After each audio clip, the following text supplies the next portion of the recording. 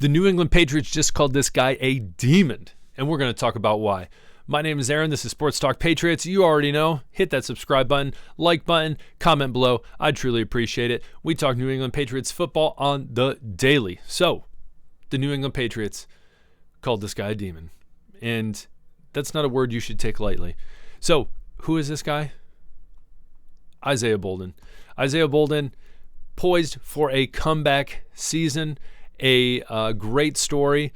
If you forget last year's second game preseason, I believe it was against the Packers. He got hit, had to get carted off. It was a very big deal. They stopped the game. Luckily, he was all right. He recovered. Everything was great. And so he is back better than ever, ready to go this year. Judon Mayo called him a special teams demon. Has the potential to be wild out there. With a 4.33 40, the guy has speed and he can go. So who is Isaiah Bolden if you don't know the whole story? So basically he started at Florida State, transferred to Jackson State under Prime Time, Coach Prime. I'm going to call him Coach Sanders. Coach Prime just sounds weird. Anyways, Coach, I feel like he's trying to sell like Prime the drink. I know he's not, but anyways. So Isaiah Bolden went to Jacksonville State, did great, and really showed himself as a return specialist and did awesome there. Had 2 kick returns, was great. And what's awesome about him is he's 6'2", he has that size, he has that length. Do I necessarily think, does anyone think he's going to be a starting corner? No, I don't think so. At least at this time. You have Christian Gonzalez, you have Jay Jones, you have Marcus Jones in the slot. I don't think that's going to happen. I think also as well you have Alex Austin right there, and then possibly Sean White. And I really think the big questions between Isaiah Bolden and Marcellus Dial, between those two, who gives you the most upside? You can lean either way on that one, but I think when it comes to what you look at any business, and when they're looking to, cut cost and they start letting people go, they look at people like, okay, what are you giving us? Okay, what are you doing for us? And if you can do multiple things, that is going to look a lot better than if you can kind of just do one thing. So Isaiah Bolden being able to be a return guy. Now, yes, you have Marcus Jones, who was AP All-Pro, has a ton of potential, especially with the whole new return, the return rules and all those different things. If you don't know what that is, those new rules are, I'm going to post at the very end of this. I'll post a video where I explain it clear. I actually think it's going to be great. Should be a lot less touchbacks, so it should be good. But anyways, with Isaiah Bolden, if you had him back there with Marcus Jones, we've also talked about Antonio Gibson, the possibilities of them being back there returning kicks would be wild. And so anyways, he has that height, weight, and can really add depth to the cornerback position. Again, who would have thought that Christian Gonzalez went down hurt last year? I didn't think it was going to happen. It threw most people for a loop. So it's great to have that type of depth. I think that it's great to have, there we go, come on, that kind of depth with your cornerbacks, and I think he can do that. Now, he's already shown as well, besides being a return guy and having that speed, he's played a little slot corner, and so again, adding to his versatility. So he can do that. He's more, well-adjusted to being a perimeter corner, but again, the more you can do, the more it looks better for yourself. And so I think he has a potential, again, not to start, no, but adding a lot to the special teams when it comes to the kick return. Is it a possibility he makes the practice squad? 100% he can make the practice squad, and it's a possibility he gets called up. I think between him and Dial, I think one of those two, one's going to make it and the other one is going to make the practice team. I think it's going to be like that. I think Isaiah Bolden, his speed and his versatility is too good to pass on. Again, he's not going to go anywhere else and most likely start. And so, but being able to have that on special teams could be huge.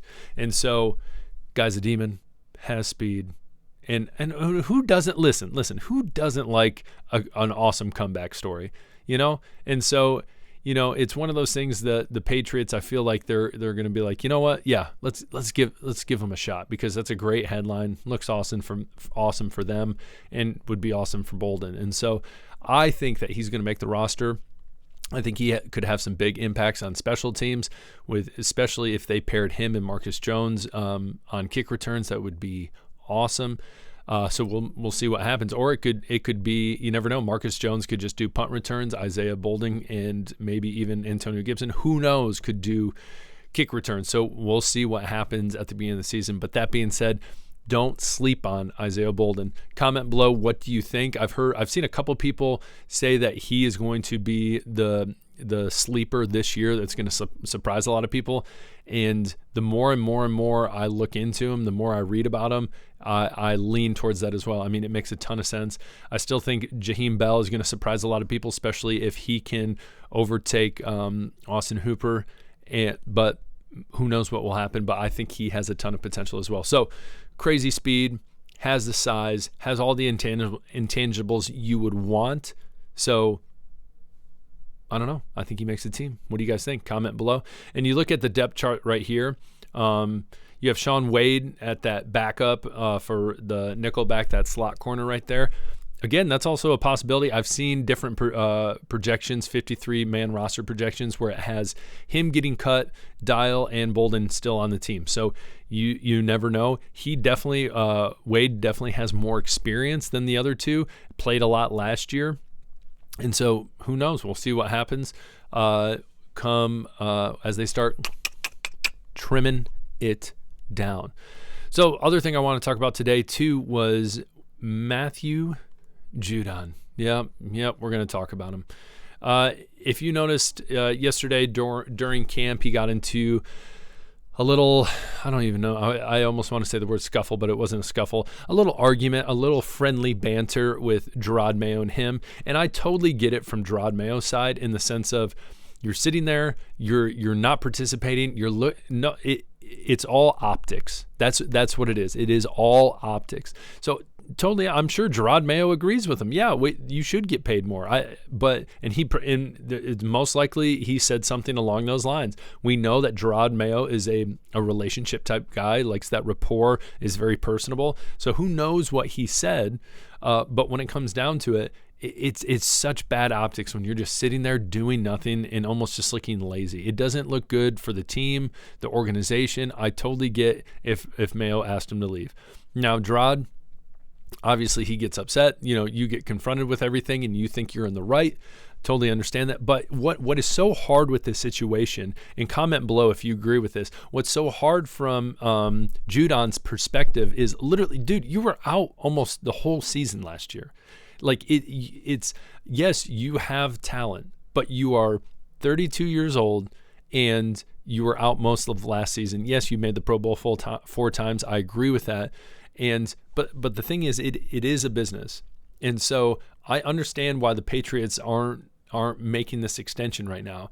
And the more this goes on, I feel like it's the more they're like, we don't want to deal with this. And apparently after he went up to Wolf, he came back, went up to him, said something, and left. Who knows what he said to him? But he said as well, he doesn't want to be traded. He wants to stay on the team. Again, this is a great defense. This team has, whether you believe it or not, this team, I think, could surprise people, especially, again, the biggest question marks are all on offense.